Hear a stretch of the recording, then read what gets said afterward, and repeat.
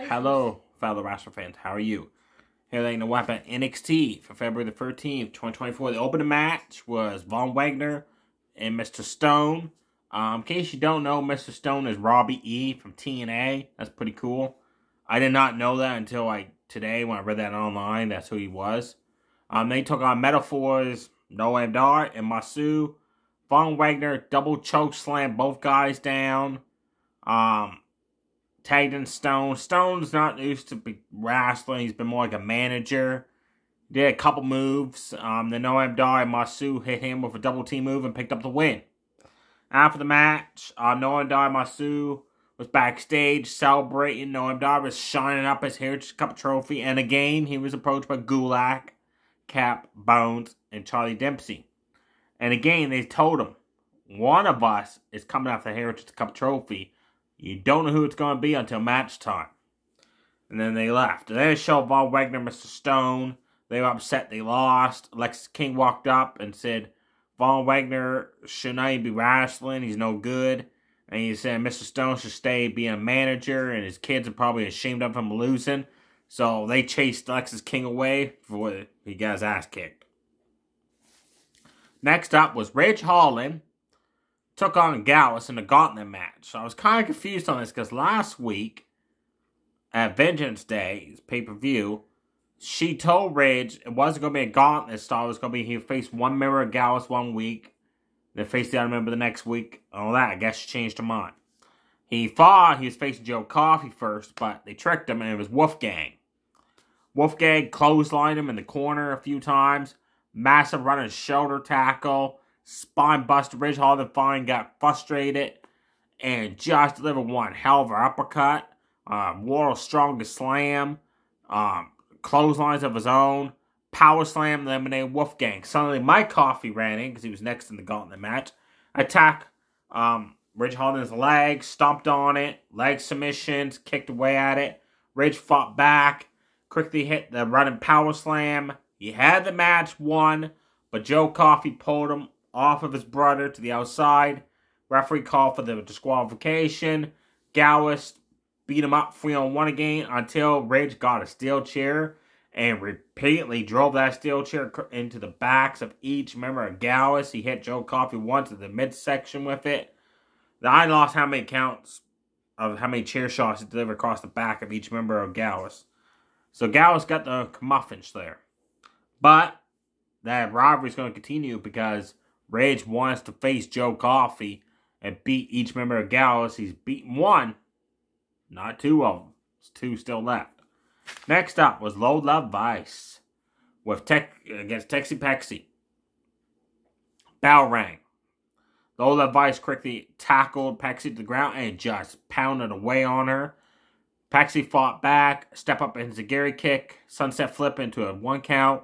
Other sunset flip into a 2 count. Irish whipped Lola Vice in the corner. They had a running cross body in the corner. At this point, the Valkyrie came out. Apparently, I guess she likes Texie Pexie too. Because she was cheering her on. And Lola Vice delivered back-to-back roundhouse kicks. But Pexie kicked out every single one of them. So Lola Vice was getting pissed off. Nasty forearm shots.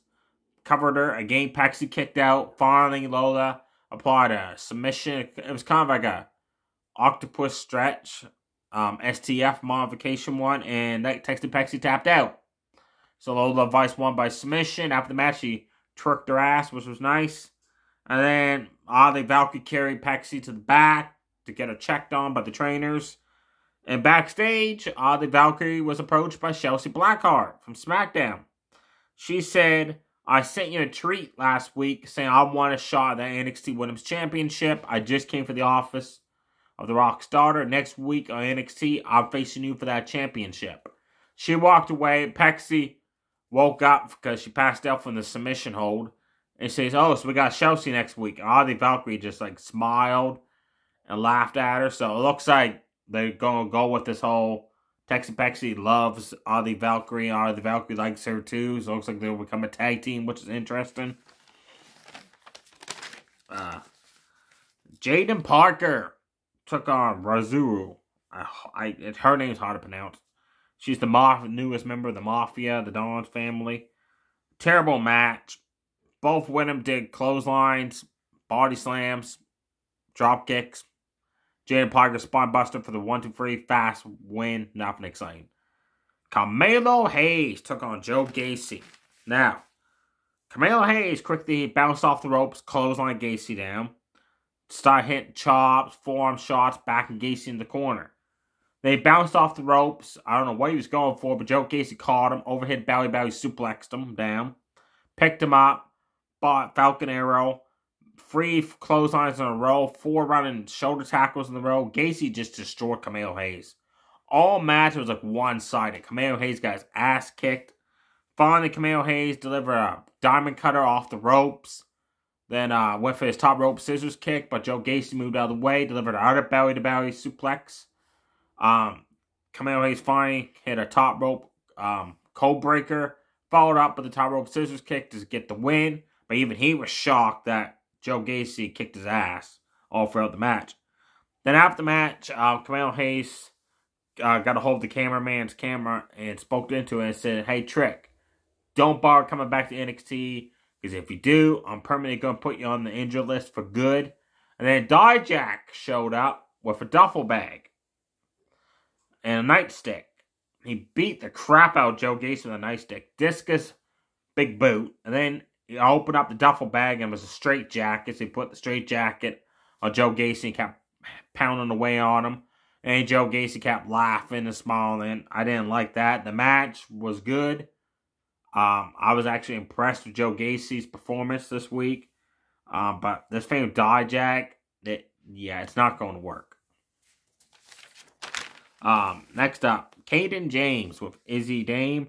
Ringside took on the newcomer, Brianna Reese. She's the guru lady that's been trying to help out Malachi and Doofus, the tag team that keeps losing.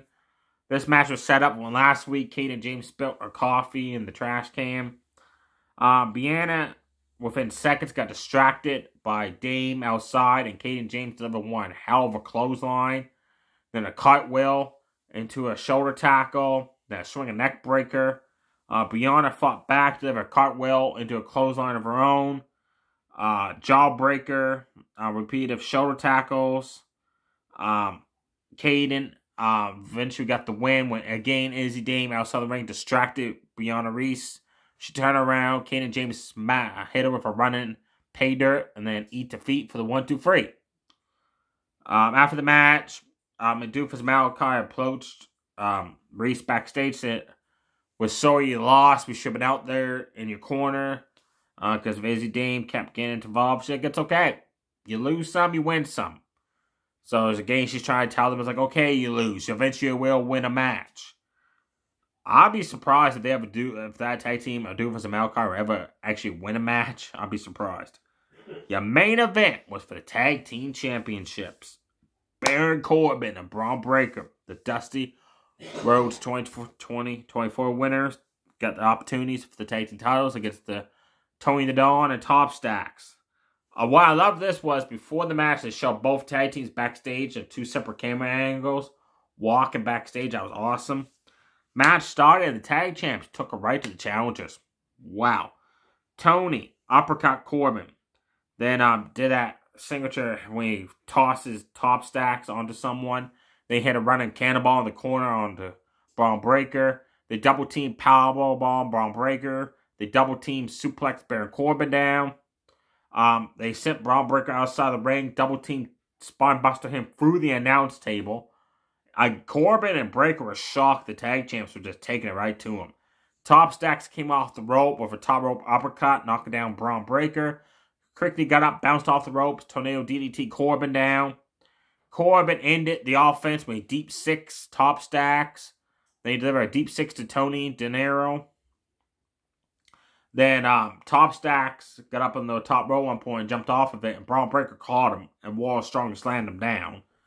So Braun got up at the top rope, jumped off, and Tony caught him and made air with a massive spine buster. That was awesome. Tony, Top Stacks delivered a double team neck breaker powerbomb on Braun Breaker. They almost won the match there, but Corbin pulled Top Stacks out of the ring. sent him into the barricade. All 4 guys are fighting each other. And Corbin hit End of Days on top stacks. Tony broke up the pin, sent Corbin to the outside, turned around. And man, Corbin friggin' speared him for the 1, 2, 3. We got new winners, new tag team champions. I'm super excited. My mom was super excited. This is the second ever championship Baron Corbin's ever held in the WWE.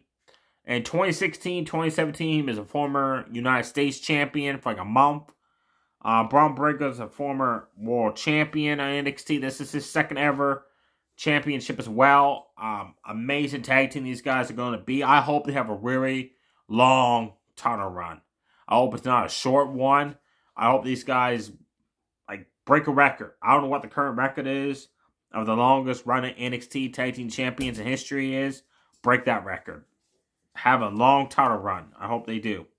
Amazing match in the show as well. Some stuff happened backstage.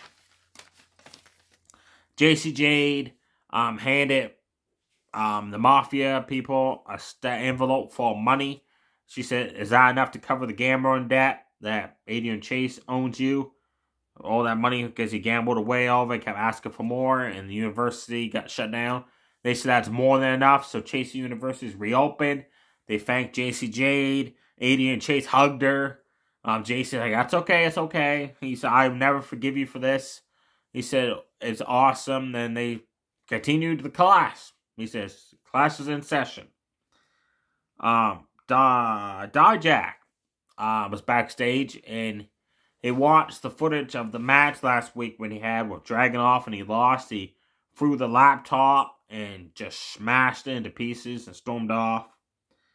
Lash Legend Jackson were in the women's locker room. They told all the Wyndham that they're going to put them on notice and they're going to be running this Wyndham's division. And they left. And then Roxanne Perez was pissed off because Chelsea Blackheart is facing Arlie Valkyrie next week for the NXT Women's Champion, where she thinks she deserves out a rematch because of Vengeance Day. It was supposed to be one-on-one, but all the Vice cashed in to make it a triple threat. And the newcomer, Sinclair, said, "Hey, maybe you can face the winner of that match." Roxanne got mad and just slapped her across the face and stormed off. So Sinclair went and found the Rock's daughter. And next week on NXT, we got Sinclair versus Roxanne Perez. Uma Fima came out, your North American champion. He said he destroyed Dragon Lee at Vengeance Day. He said, "If anybody thinks they can defeat him for the North American Championship, don't come out." He says, "If you do, you're going to get destroyed." Lexis King came out. He said, "Well, I tell you what, champ, I want a title shot next week." Then he ambushed Uma Fima, started throwing haymakers, rocking Fima. The Fima tossed him halfway across the ring, went for a powerbomb. Alexis King took off. So Uma Fima went backstage, found the Rock's daughter. So next week on NXT, we got Alexis King versus Uma Fima for the North American Championship. Josh Briggs was in the catering area with some superstars talking. All of a sudden, Jensen Brooks walks up and says, "Hey, I got my balls." And I laughed when he said that. And Josh Briggs, "They took you a week to find them." And then Jensen Brooks attacked Josh Briggs. They got into a heated shuffle, throwing punches, and then they got separated by the superstars. So they're going to have a match next week as well. So next week, 4 matches have been booked. You got Arlie Valkyrie versus Chelsea Blackheart for the Women's Championship. Uma Fima to finish North American Championship against Lexis King. Briggs versus Brooks. And we got Sinclair versus Roxanne Perez. I am looking forward to Josh Briggs, Jensen Brooks.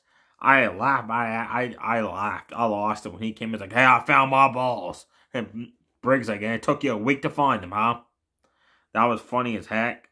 Let me know below what matches you liked of NXT this week, what matches you didn't like. What are your thoughts of Braun Breaker, Baron Corbin, Farney becoming tag team champions?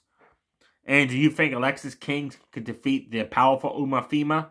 Or will he still remain North American champion next week? Stay safe, everybody. Too. So, bye.